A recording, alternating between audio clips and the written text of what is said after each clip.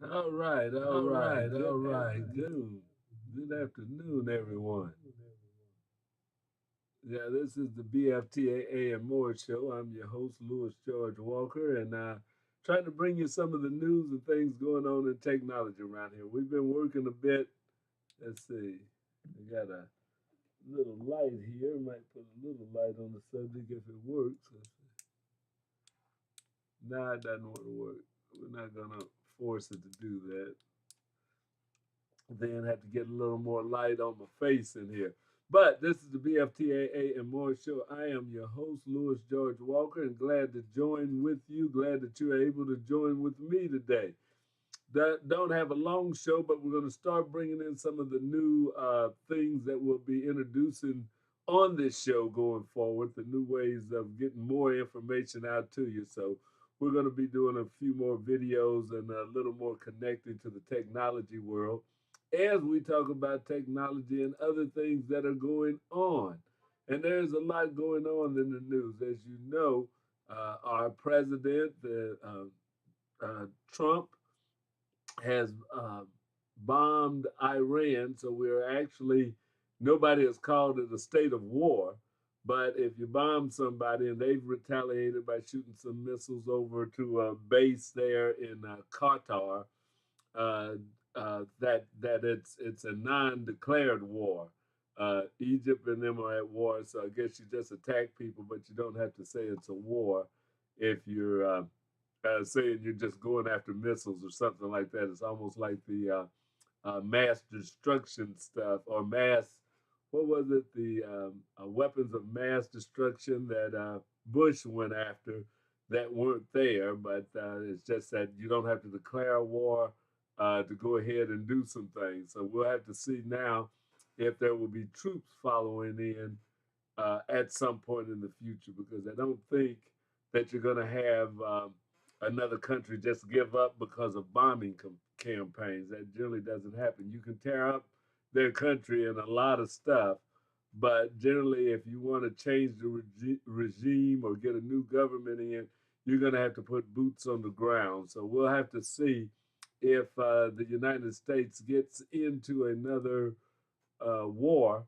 as we go into this new president's term.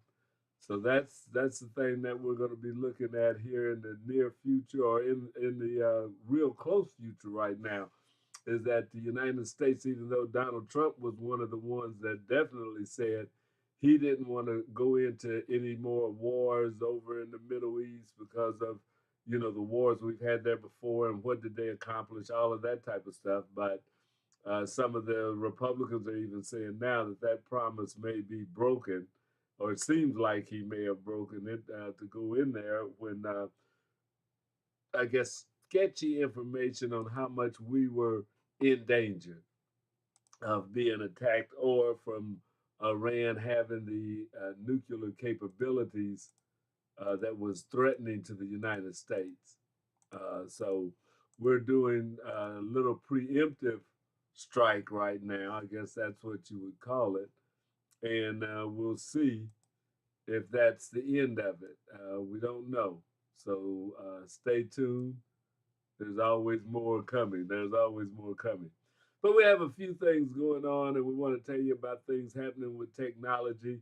I have a little thing, we always talk about space, and we get information from NASA, and we want to show you a little bit of what's going on in space and space exploration, because as we talk about technology, and that's what the Black Family Technology Awareness Association is about, talking about technology and how our community can use it to improve our standard of living. Technology is good for everybody, but we want to make sure that we get our young people and even us and our parents and everybody involved in technology to some degree. So KUAW Radio, which is a project of the Black Family Technology Awareness Association and the W.E.B. Du Bois Learning Center, is a proud proponent of African American technology, that we get into technology, that we learn about technology, that we embrace the new digital age that is here with AI, with the hackers and everything that may come good and bad, but that we are a part of that and we should be a part of that. So I'm going to go right now to a video from NASA talking a little bit about space and our space travel, how we got there. Because see, we're talking, and you guys are talking about Elon Musk and wanting to go to Mars and stuff. Well, Elon wasn't the one that came up with that. This started years ago, and there's a plan. So it's not something that you say you're going to do and it's going to happen tomorrow.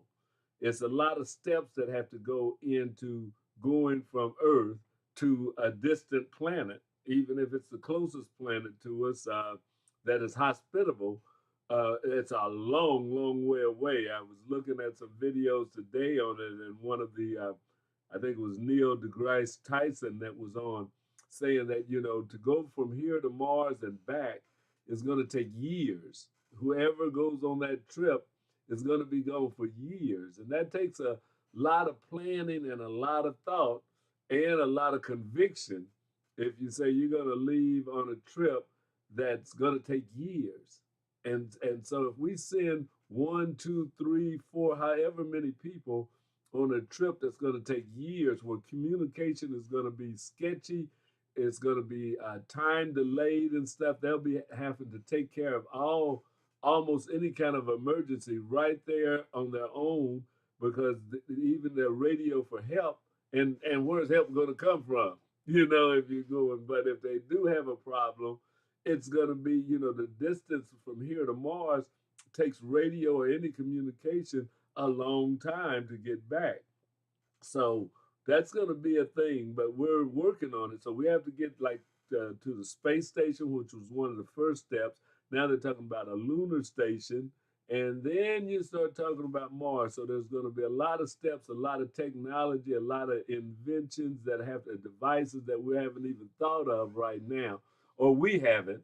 Now there's probably people working on it that are going to be used in this endeavor to go from Earth to Mars. But here's a little bit of the history of where it came from, where the idea came from, and where it's going. Let's check this out.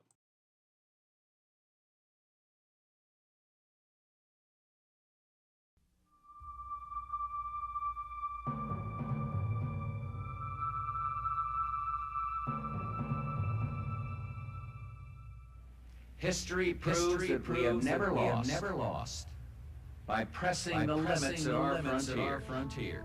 Indeed, earlier this month, one news magazine reported and those on whose shoulders this legacy was built. First, for the coming decade, the 1990 Space Station Freedom, our critical next step in all our space endeavors, and next, for the new century, back to the moon, back to the future, and this time, back to stay. And then a journey into tomorrow, a journey to another planet, a manned mission to Mars. Inspired by the President's declaration, research in the ways and means of struggling to moon and explore Mars is accelerating throughout government, industry, and academia. Inflatable modules protected by lunar soil and linked together to form an expandable base are under study. To explore Mars, engineers a number of robotic rovers that could serve as pathfinders for manned missions. In this scenario, a Mars spaceship is assembled in orbit using a robot arm. Heavy launch vehicles haul up its major components.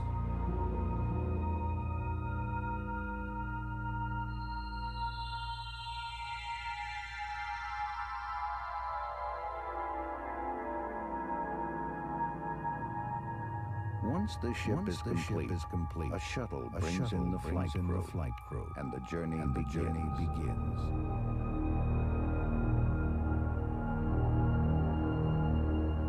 Upon reaching the planet, a crew-carrying lander separates from the mothership. Guided by information from an earlier rover mission, it is steered to a pre-planned touchdown spot, providing a base for Mars operations.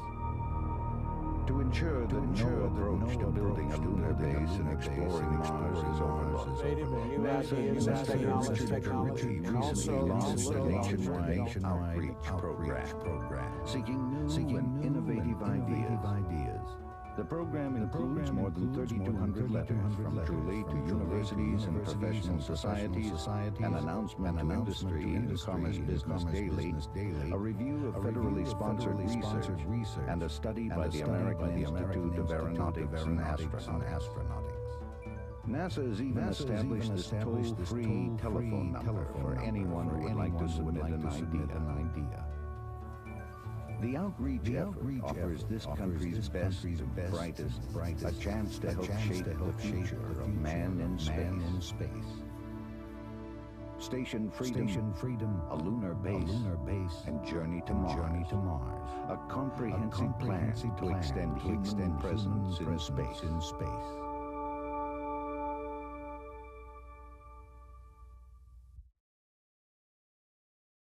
The number one food for regular BMs, huh? Okay, let's see. Fastest way to clear out.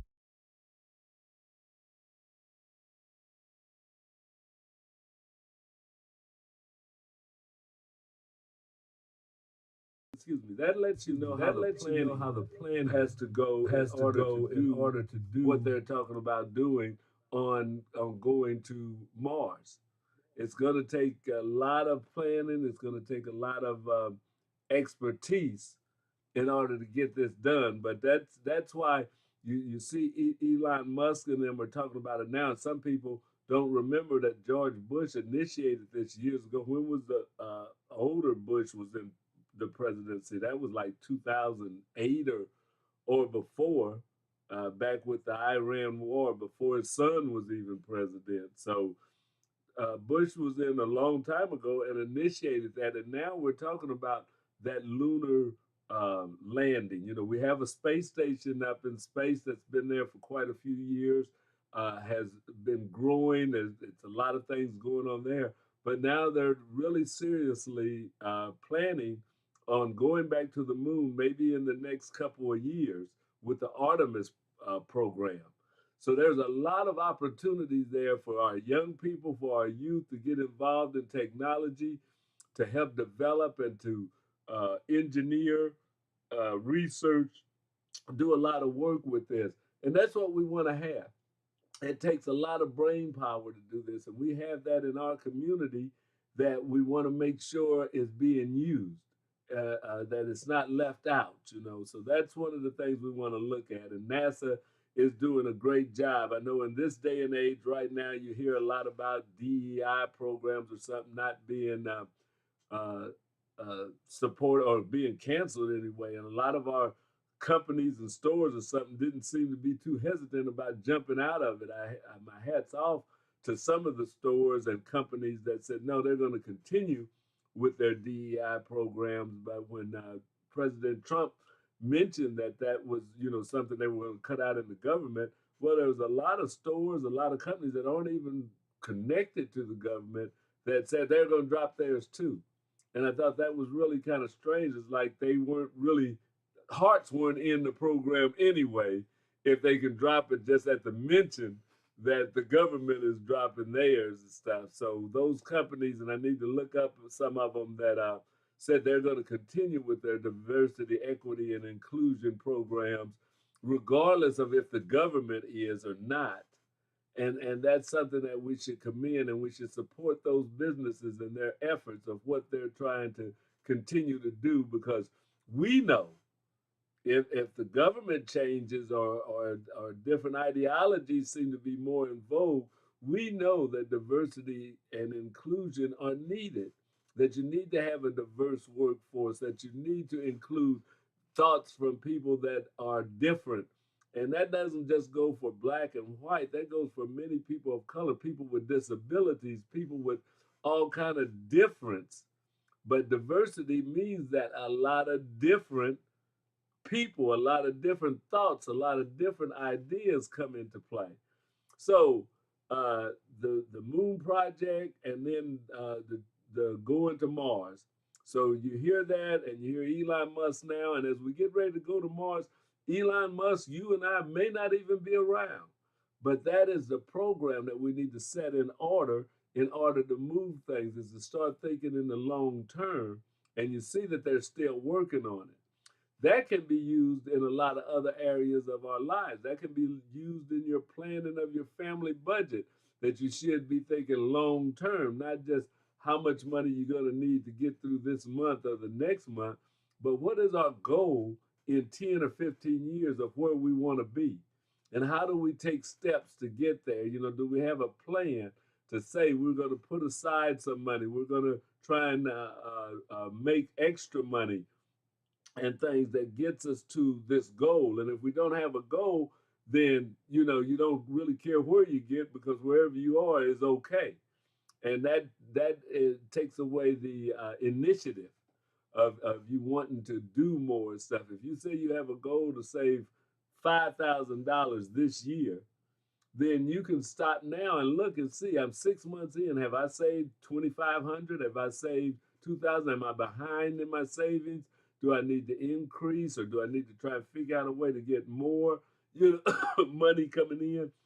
But those things are what are needed to say, if you're going to make 5,000, save $5,000 in a year, then in 10 years you want to have over $50,000, $60,000, and with investments you maybe want to say in 15 years we want to have $100,000, or in 20 years. But those are the type of plans we need to be making, and those are plans that we need to make within our families and within our communities. What are the goals for our community? Do we want to see new housing? Do we want to see more low-cost housing, affordable housing? Okay, what's the plan? Not just that it's got to get built tomorrow, it won't happen. Do we want to get 50 houses built in the next 3 years, and in the next 10 years to have so many more built? But we need to start planning that looks at not just a short-term outcome, but a long-term outcome. The wanting to go to the moon has started way back, and when we didn't even have a space station out, when the shuttles were new. But now all of a sudden, we went to the space stations, and now they're looking at going to the moon, and next they'll be looking at going to Mars. That trip that is going to take years for somebody. That's a big chunk of your life, to say you're going to go and be gone for 7 years or 8 years on an exploration. But if you think about it, that was almost probably like it was in the days of early explorers. The Africans left from Africa and found South America years ago, 1,000 years ago. But they were able to make that voyage, and it probably took them a long time. The people that left out on it, when they came back, at time people would maybe say, hey, they might not even make it back. If they've been gone a year or 2 years before you return from a trip, then that's something. The explorers that circumnavigated the world back when you didn't have any communications to let people know if you were doing okay or not, then you have to think about these sailors and stuff that left out and were gone for more than a year, maybe more than a couple of years. I'm not sure exactly. I'd have to look that up in our history books. But what was that like to be gone that long? And now we're talking about going to Mars, which may take multiple years that you're gone. But in the spirit of adventure and exploration, it maybe sounds like a good idea to a lot of people. Now, as we talk about the history, as we talk about achievement and making long-term goals, I want to bring you a little bit of information from one of our earlier leaders, not explorer, but inventor, creative person, who was one of the hidden figures that you didn't ever see. Wasn't in the movie Hidden Figures, but there's other people that are just as much involved in the technology field. So I want to bring you this hidden figure. Let's see if I've got that here. I think I've got it. I think it's right here. Let's see. Okay, we're going to go into another hidden figure and let you learn of some Black excellence.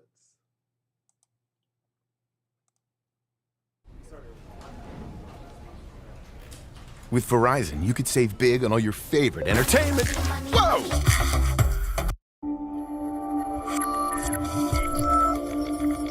Hello and welcome back. In today's Black Excellence presentation, we will highlight 10 things you didn't know about Gladys Mae West.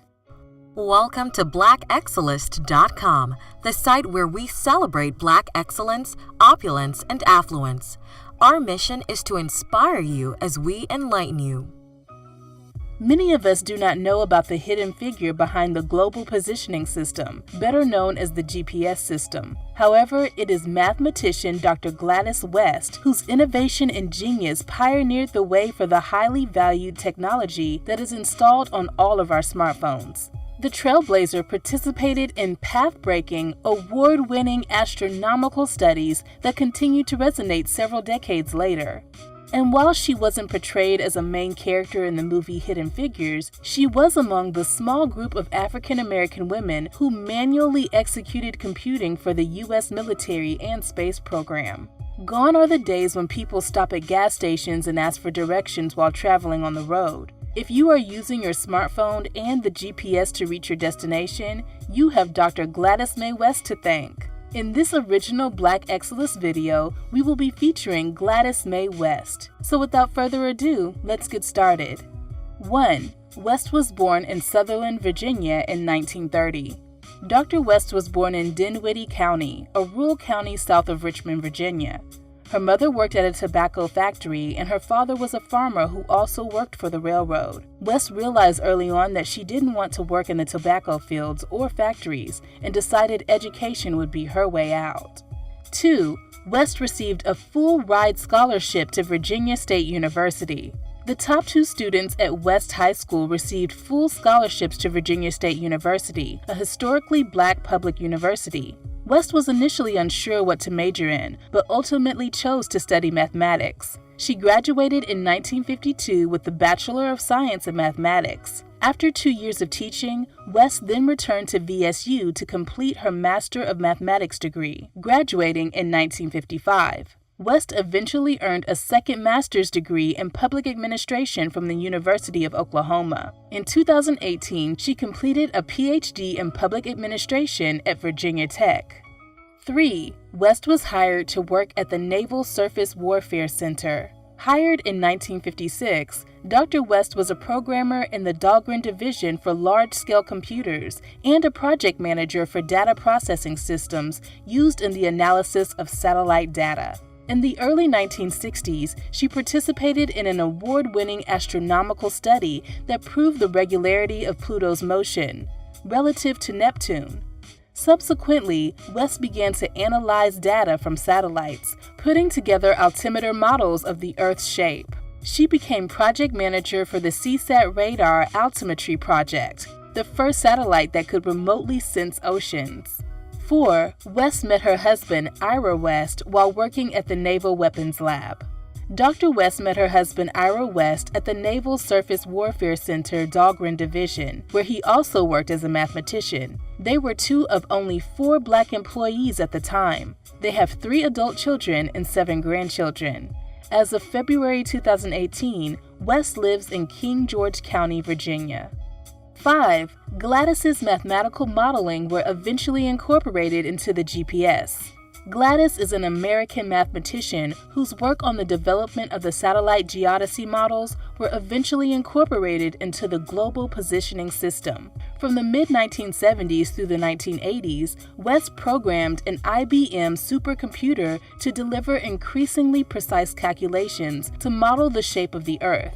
Generating an extremely accurate model required her to employ complex algorithms to account for variations in gravitational, tidal, and other forces that distort Earth's shape. Dr. West's data ultimately became the basis for the GPS. We are the largest community of Black excellence enthusiasts in the world. Secure your membership by subscribing to our channel today so that you will become the first to know when we release our next featured video. 6. The GPS is used in almost every smartphone and mapping device.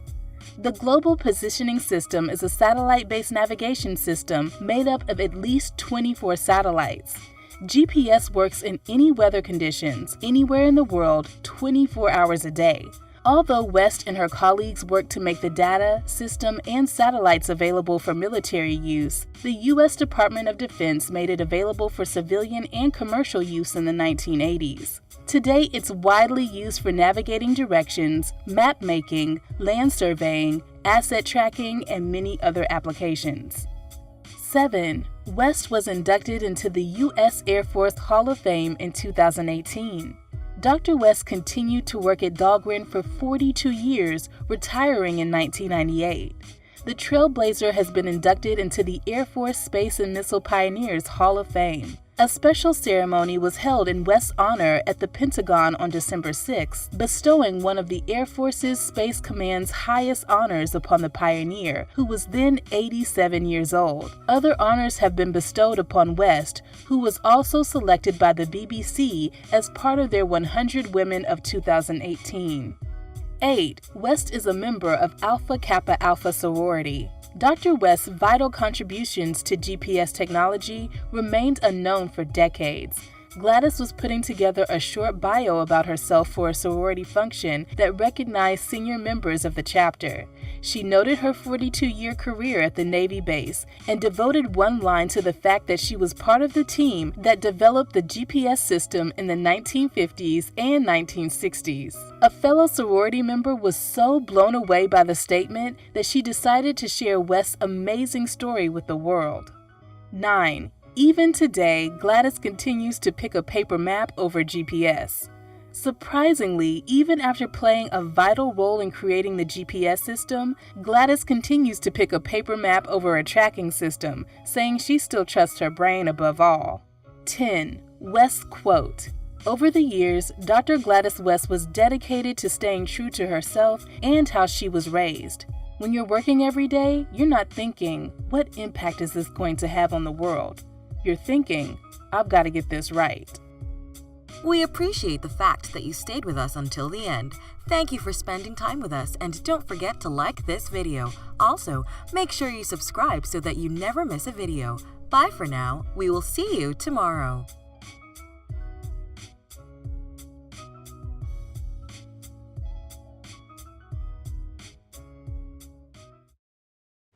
Some people just know they could save hundreds. All right, that was Black Excellence, and we're kind of glad that we were able to bring that to you.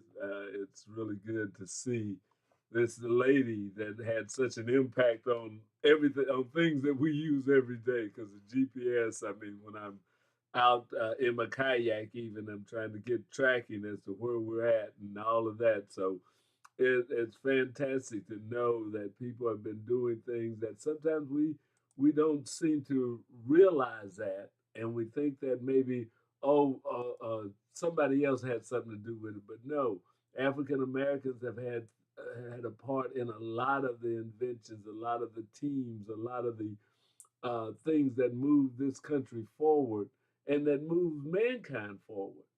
So don't cut yourself short. That know that you are a winner, that you do have excellence in you, and it's an abundant source. So we're just glad that we were able to bring you that information today. Hope that you enjoyed the show. Continue to like us on Facebook or on YouTube. We're on YouTube right now. We're not doing Facebook due to a dispute, but even though we're still out and about, and we're bringing you the Black Family Technology Awareness Association show in cooperation with the W.E.B. Du Bois Learning Center. This is BFTAA and more. Thank you for listening, and we will get in touch with you again next Monday, 5 o'clock, right here at KUAW Radio. Thank you very much. Goodbye.